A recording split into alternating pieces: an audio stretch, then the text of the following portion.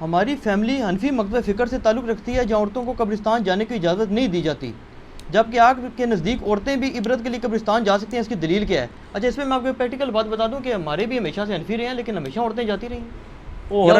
انفی بھی کوئی کتے نہیں نہ پائی میرے، انفی بھی تو بے شمار یا پھر یہ لوگ ایسے ہیں کہ جو باقاعدہ کسی علماء کے ذریعے اثر ہیں۔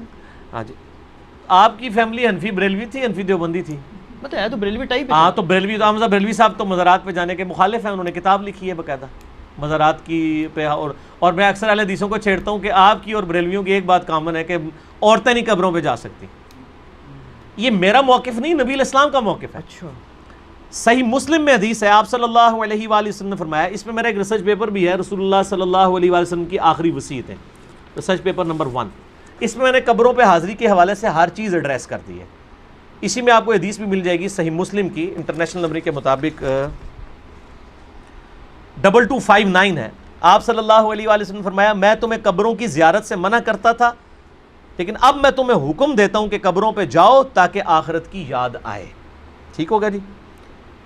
اور اس کے علاوہ بھی صحیح مسلم میں 2256 نمبر حدیث ہے کہ آپ صلی اللہ علیہ وآلہ وسلم نے، اوپر تلے 8-10 حدیثیں ہیں، یہ بھی صحیح مسلم میں۔ اما عائشہ کہتی ہیں ایک رات آپ میرے ساتھ لیٹے ہوئے تھے، رات کا کچھ حصہ گزر گیا تو آپ صلی اللہ علیہ وآلہ وسلم اپنے مبارک بسترے سے اٹھے، بقیع غرقد قبرستان چلے گئے، اور آپ نے 3 دفعہ یوں ہاتھ اٹھا کے وہاں دعا کی، اور پھر واپس آئے۔ کہتے ہیں میں پیچھے پیچھے گئی، لیکن میں بھی پہلے ہی واپس آ کے بسترے پہ لیٹ گئی تاکہ نبی علیہ السلام کو نہ پتہ چلے، سانس پھولا ہوا تھا۔ آپ نے فرمایا کہ اے عائشہ، تم نے گمان کیا کہ اللہ اور اس کا رسول تم سے خیانت کریں گے، یعنی تم نے یہ سمجھا میں کسی اور بیوی کے پاس چلا گیا ہوں، تو اے عائشہ مجھے سچ سچ بتاؤ تم کیا میرے پیچھے آئی تھی، اور اگر تم نہیں بتاؤ گی تو مجھے اللہ تو بتا ہی دے گا۔ اے علم غیب بھی کلیئر ہو گیا، اللہ تو مجھے بتا ہی دے گا۔ تو انہوں نے کہا یا رسول اللہ میں گئی تھی، تو فرمایا کہ میں جب لیٹا تو جبرائیل علیہ السلام کو اللہ تعالیٰ نے میرے پاس بھیجا، اور انہوں نے کہا کہ اللہ تعالیٰ فرماتا ہے کہ آپ اہل بقیع کے لیے دعائے مغفرت کریں۔ تو میں رات کو اٹھ کے قبرستان گیا اور 3 دفعہ ہاتھ اٹھا کے دعا کی۔ سیدہ عائشہ نے پوچھا یا رسول اللہ جب میں جاؤں یا ہم لوگ قبرستان جائیں تو ہم کیا دعا کریں؟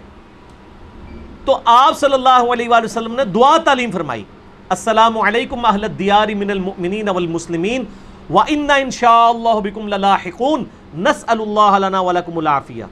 تم پر سلامتی ہو اے مومنین اور مسلمین، مرد و عورت اس قبرستان میں جو دفن ہو، ہم ہمارے اپنے لیے اور تمہارے لیے اللہ سے عافیت کا سوال کرتے ہیں، اور ہم بھی مر کے تمہارے پاس ہی آنے والے ہیں۔ یہ دعا صحیح مسلم کے اندر موجود ہے۔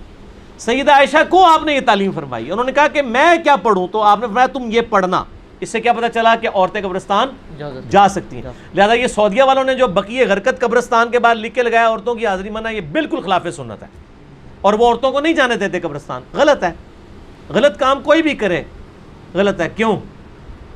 نہ میں وہابی نہ میں بابی، میں ہوں مسلم علمی کتابی، نہ یہ بابوں کی بات ہوگی نہ وہابی سو کارڈ بات ہوگی، یہ علمی کتابی بات ہوگی۔ اور اما عائشہ رضی اللہ تعالی عنہا باقاعدہ اپنے بھائی کی قبر پہ گئیں، جامعہ ترمذی میں صحیح سند کے ساتھ ہے، عبد الرحمن بن ابی بکر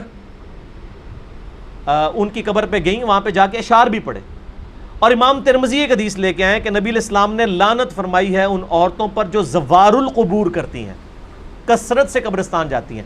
پھر ساتھ ہی امام ترمذی نے لکھا اس حدیث کے اندر، یہ ساری حدیثیں آپ کو مشکات کی پہلی جلد میں نا قبروں کی زیارت والے چیپٹر میں مل جائیں گی کمبائنڈ فارم میں۔ امام ترمذی نے لکھا یہ حدیث منسوخ ہے، کیونکہ جب آپ نے عام اجازت دے دی کہ قبروں پہ جاؤ آخرت کی یاد آئے تو یہ حدیث منسوخ ہوگی۔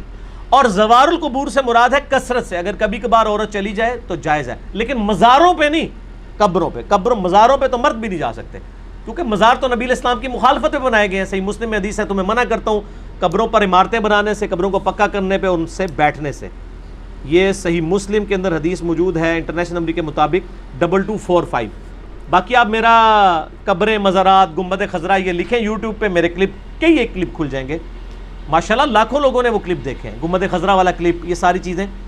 تو عورتیں قبرستان جا سکتی ہیں، اور قبرستان پہ آپ ہاتھ اٹھا کے دعا بھی کر سکتے ہیں۔ آپ قبر والے سے نہیں مانگ رہے، اللہ سے مانگ رہے ہیں، قبلہ رخ ہو کے ہاتھ اٹھائیں۔ نبی علیہ السلام نے مسلم شریف میں 10 حدیث ہیں، ہاتھ اٹھا کے دعا کی، اللہ سے کی، اس کے بعد چہرے پہ ہاتھ بھی پھیریں، المستدرک للحاکم میں صحیح سند کے ساتھ ہے، تمہارا رب حیا فرماتا ہے اس شخص سے جو ہاتھ اٹھا کے دعا کرے کہ اسے محروم لٹائے. یہ ابو داؤد میں بھی ہے، وہ روایت کمزور ہے. مستدرک کی روایت صحیح ہے کہ اور نماز کے بعد بھی آپ اپنی انڈیویجول دعا ہاتھ اٹھا کے کریں، یہ افضل ہے. اس کے بعد چہرے پہ ہاتھ پھیرنا بھی نہ صرف سنت ہے بلکہ اجماع امت ہے. یہ تو سعودیہ کے چند مولویوں نے یہ کام شروع کیے ہیں اور وہ کہتے ہیں کہ جناب چہرے پہ ہاتھ پھیرنا ثابت نہیں ہے. ابو داؤد میں ضعیف روایت ہے کہ نبی الاسلام پھیرتے تھے، لیکن امام بخاری کی کتاب ہے الادب المفرد، اس میں انٹرنیشنل نمبر کے مطابق 609 نمبر اثر ہے کہ عبداللہ ابن زبیر اور عبداللہ بن عمر رضی اللہ تعالی عنہما یہ دونوں دعا کے بعد اپنے چہرے پر ہاتھ پھیرا کرتے تھے. اور عملی تواتر ہے، پوری امت پھیرتی ہے. یہ تو حدیث سے بڑی دلیل ہے. جب ساری امت یہ کام کر رہی ہوگی تو حدیث سے تو دلیل کی ضرورت ہی نہیں ہے، کوئی اختلاف نہیں ہے. یہ سعودی والوں نے خام خواہ ایک اختلاف کھڑا کر دیا ہے. لیکن پاکستان میں جو اہل حدیث ہیں انہوں نے جو نماز نبوی چھاپی ہے دارالاسلام والوں نے، انہوں نے یہی روایت لکھی 609 الادب المفرد کی اور کہا ہے کہ بالکل یہ صحیح ہے، سنت ہے، چہرے پہ ہاتھ پھیر سکتے ہیں.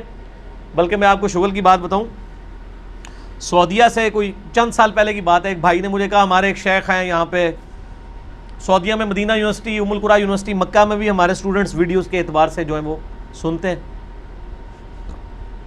تو انہوں نے کہا کہ مجھے وہ حدیث بھیجے، میں نے عربی ورڈنگ اس کی بھیجی. شیخ زبیر صاحب نے مشکات کی دوسری جلد میں دعا والے چیپٹر کے جو حدیث ہے نا ابو داؤد والی کہ نبی الاسلام چہرے پہ ہاتھ پھیرتے تھے، اس کے نیچے لکھا ضعیف ہے، لیکن ساتھ ہی فٹ نوٹ پہ لکھا صحیح سند ہے عبداللہ بن عمر اور عبداللہ بن زبیر سے کہ وہ چہرے پہ ہاتھ پھیرتے تھے، اور وہ روایت بالکل صحیح ہے اور بخاری کی صحت کے اوپر صحیح ہے. تو جب ان کو حدیث بتائی انہوں نے کہا نہیں یہ تو ضعیف ہے، اس میں فلاں راوی ضعیف ہے. میں نے مکتبۃ الشاملہ میں اس راوی سے صحیح بخاری میں 12 روایتیں نکالی اسی سند کے اوپر، اور اس کو کہا کہ یہ اس کو پرنٹ نکال کے دے مولوی کو. اس کو کہا بخاری کی بھی 12 حدیثیں ضعیف ثابت کر، اسی سند پہ الادب المفرد پہ ہے چہرے پہ ہاتھ پھیرنے والی. تو مولوی تو پتہ ہے تو ضدی ہوتا ہے، منیا نہیں لیکن ٹھپیا گیا لال رومال والا، خاموش ہو گیا. کہنا کون اتھو کٹ کے بھیجتا ہے؟